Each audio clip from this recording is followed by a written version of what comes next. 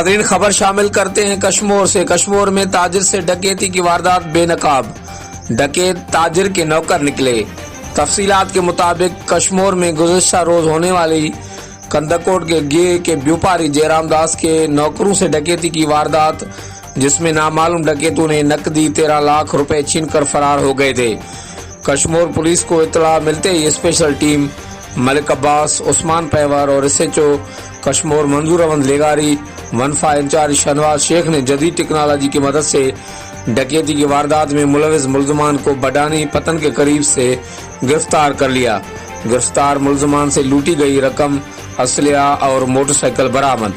दौरान तफ्तीश पता चला है कि व्यापारी सेठ जयराम दास के नौकर जोएब ने मुल्ज़मान मुख्तार भुट्टो, अब्दुल्ला मीरानी से मिलकर खुद कराई और ये सब ड्रामा मिलकर तैयार किया। कश्मीर पुलिस की मायराना कार्रवाई, डकैती की वारदात के 20 घंटों के अंदर ही कश्मीर पुलिस ने मुल्ज़मान गिरफ्तार करके रिकवरी कराई है।